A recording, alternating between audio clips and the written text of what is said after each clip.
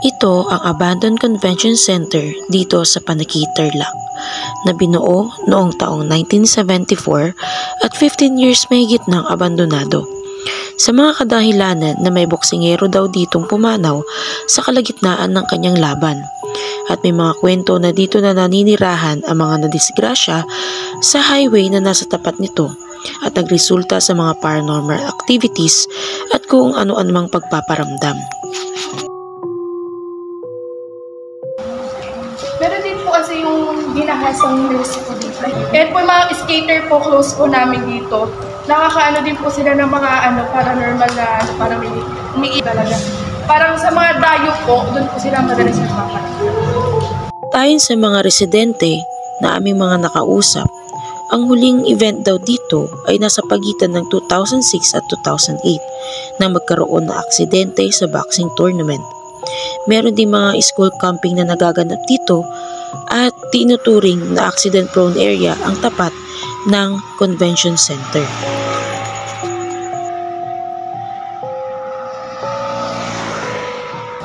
Dito na po tayo ngayon sa Abandoned Convention Center dito po sa Paniki, Tarlac.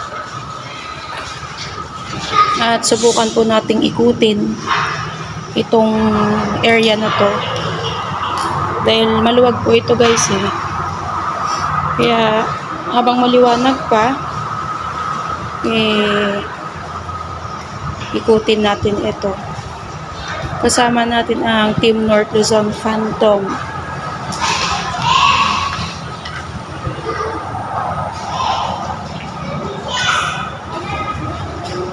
Pero bago tayo umakyat dyan sa taas, meron akong nakita dito na area na pwede nating pasukin.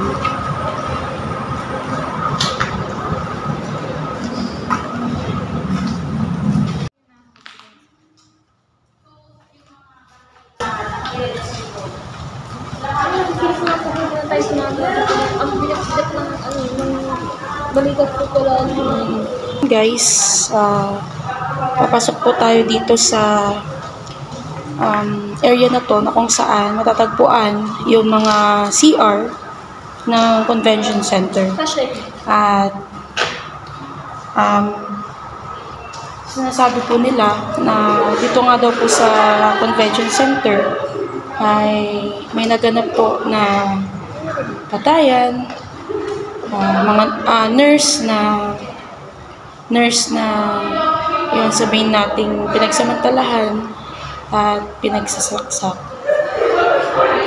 Isa rin daw po yun sa nagpaparamdam dito sa location na ito. Ayan, ito, pasukin natin yung kanilang comfort room.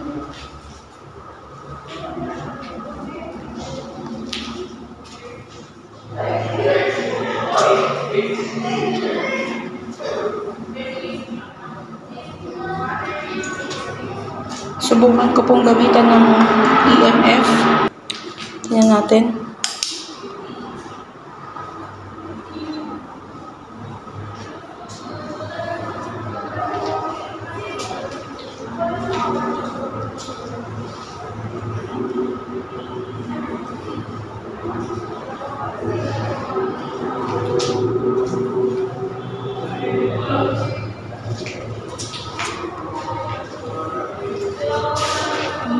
Kapal na ng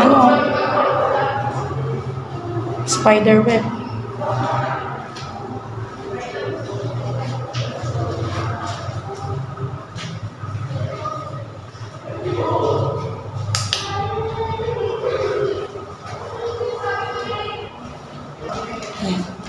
Lipat na tayo sa kabilang CR.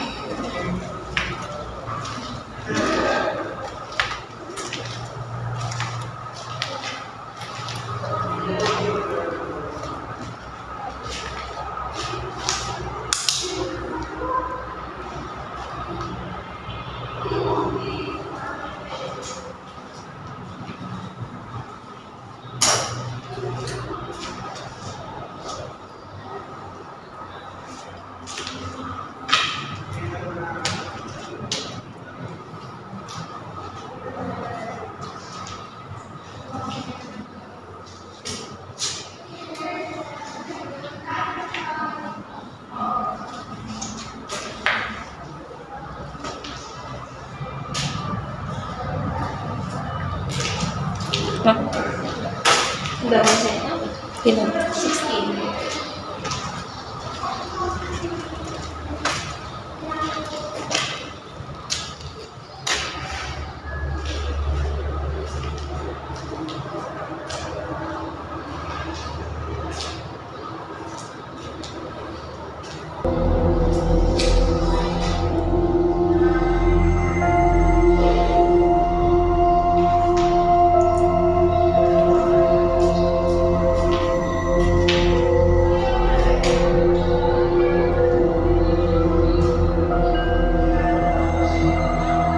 Uy, mapalo oh. Shh. Ayan guys oh. Oh. Pumapalo dito. Parang may ano eh. Pagpasok ko kasi dito kanina guys, may parang may sumalubong na hangin. Pero syempre, open naman din kasi yung mga bintana. Kaya posible na hangin lang talaga yon na biglang sumalubong sa atin.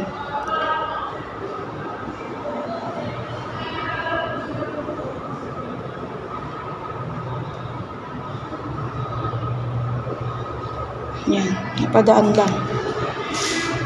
Di pa tayo masyadong makaikot kasi umuulan. Bali, ayan o. Mamaya pupuntahan ko yan.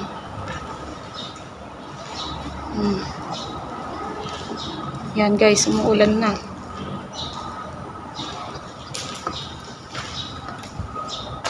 Napakaluwag nitong ano, convention center. Oh.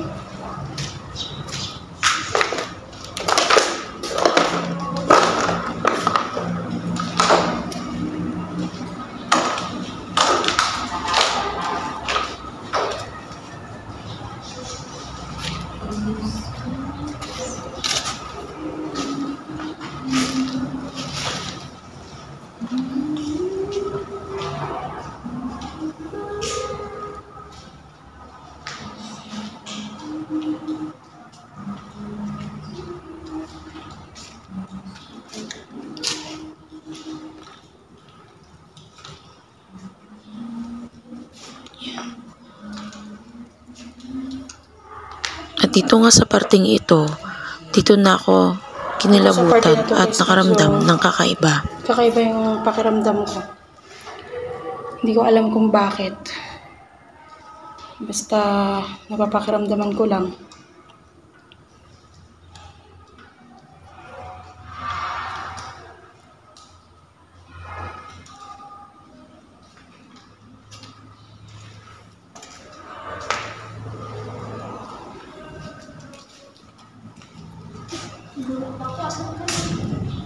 Maluwag dun sa loob. Ito. Sino tulog mo? Pero kung ka ba ng gamot? Hindi pa ako kumain. Oh.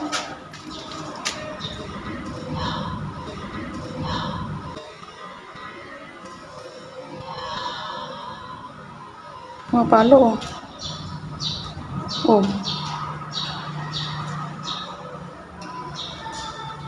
Nagkano ka ba? Huminga ka? Sabi mo, Hindi. hala, puno ka. Hindi. Walaan. Sabi mo, Oh, hindi naman. wow. Sino yun? Sa tinga ko eh. Ano? Saan tayo dumaan? Dito. Oo.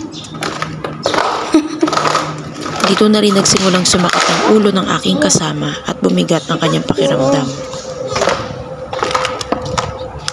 Nagmadali na nga rin kaming umalis muna dito sa lugar na ito dahil hindi naman kami sigurado kung sino ba yung huminga sa aking tenga.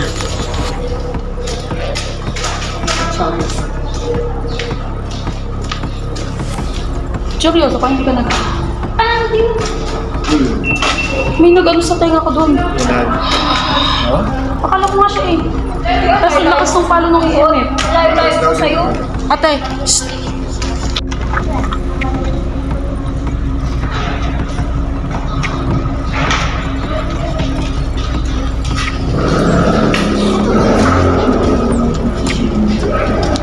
Uwi na lang, bahala ko na nga lang muna ang nangyari sa akin. at agad na kaming umakyat sa ikalawang palapag ng convention center at ito ang bumungat sa amin.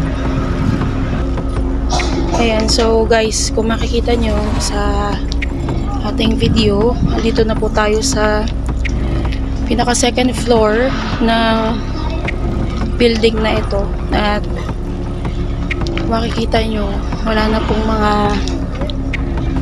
bubong itong area na ito. Ayan, puro bakal na lang yung natira.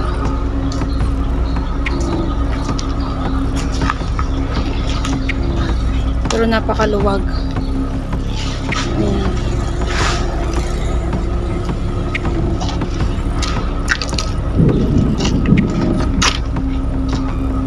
Gusto natin ito tapos trigger.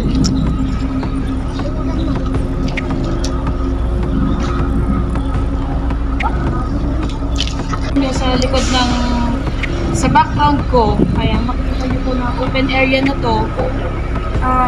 Makikita nyo na wala na talagang bubong. Siguro mga nasa 90% wala na pong bubong ito. Pero naiwan pa yung mga bakal na ginamit dito. Ayan.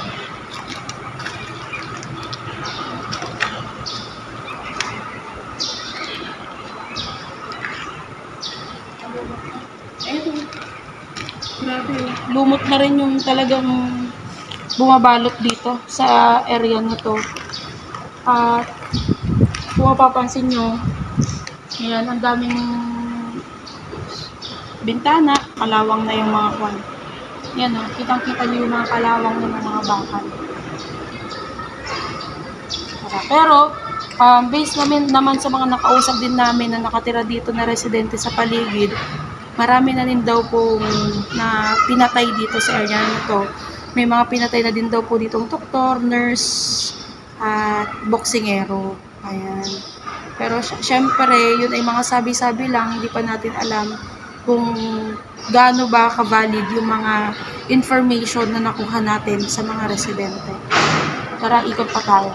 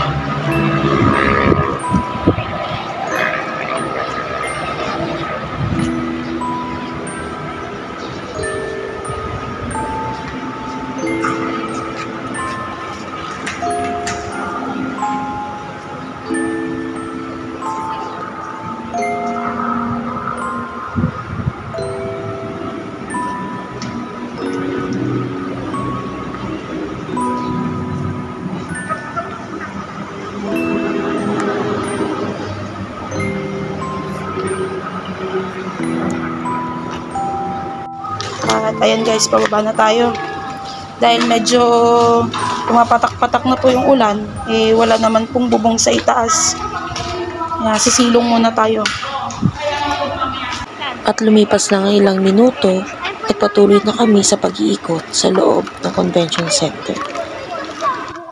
At ito ang aking kinatatayuan, ang siyang nagsisilbi nilang stadium o kung saan nagaganap ang mga sports event at mga boxing tournament. Kitang-kita ang maluwag na espasyo na kung saan natitiyak ko na dati ay napakasaya rito.